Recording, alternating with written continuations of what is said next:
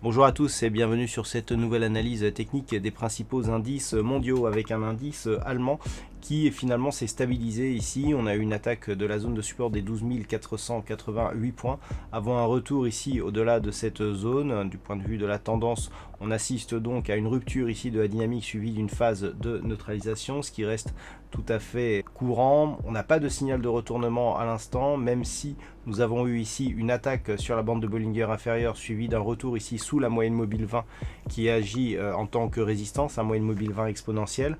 Toutefois, une rupture ici de cette zone de support des 12 488 points pourrait bien précipiter ici un mouvement baissier et faire connaître à l'indice allemand une nouvelle phase de consolidation en direction ici de cette zone des 11 847 points.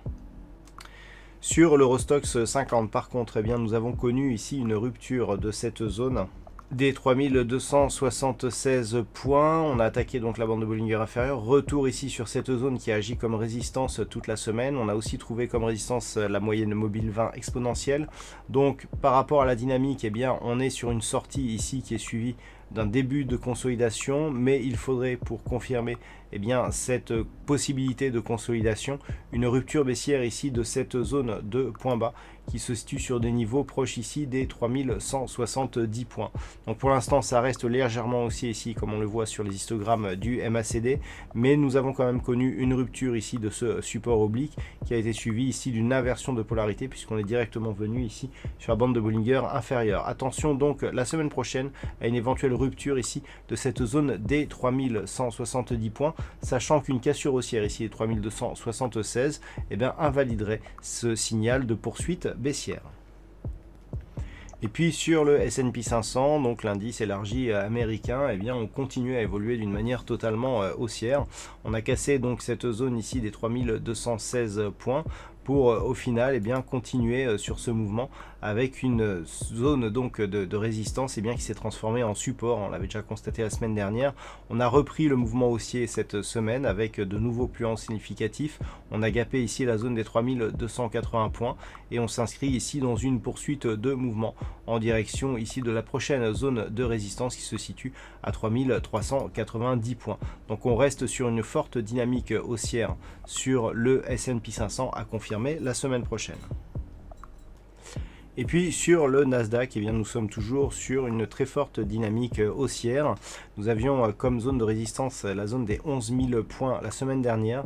Eh bien, on a franchi cette zone sur gap dès lundi et on a inscrit ici de nouveaux plus hauts historiques sur l'indice des technos américaines avec donc cette nouvelle zone de points hauts ici proche des 11 250 points. Donc on est clairement ici sur une poursuite de mouvement. Pour l'instant, eh bien, il n'y a pas d'inquiétude sur cet indice. Les supports et les résistances sont confirmés en tant que support lors des franchissements. Et ça a été encore le cas cette semaine avec cette fameuse zone ici des 11 000 points. Donc le Nasdaq toujours dans une forte dynamique haussière, malgré ici une configuration qui avait cassé cette zone de support. On a changé de dynamique, mais on reste ici sur une évolution qui est clairement haussière avec des contacts réguliers ici sur la bande de Bollinger supérieure comme cette semaine et de retour sur la moyenne mobile 20 exponentielle qui donne de très bons points d'entrée pour capter cette tendance. Donc toujours une dynamique haussière avec de nouveaux plus hauts significatifs à prévoir tant que les cours restent ici au-delà des 11 000 points.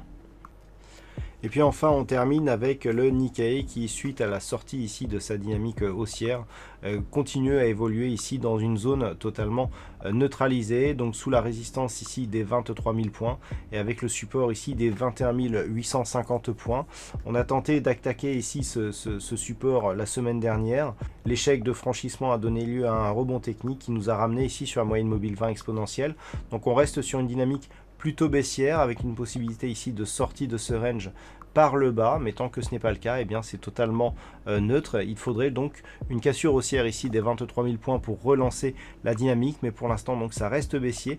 Un contact ici sur cette zone de support assez proche du précédent, eh bien pourrait augmenter la probabilité d'une cassure de celui-ci, malgré des indicateurs qui sont pour l'instant plutôt favorables.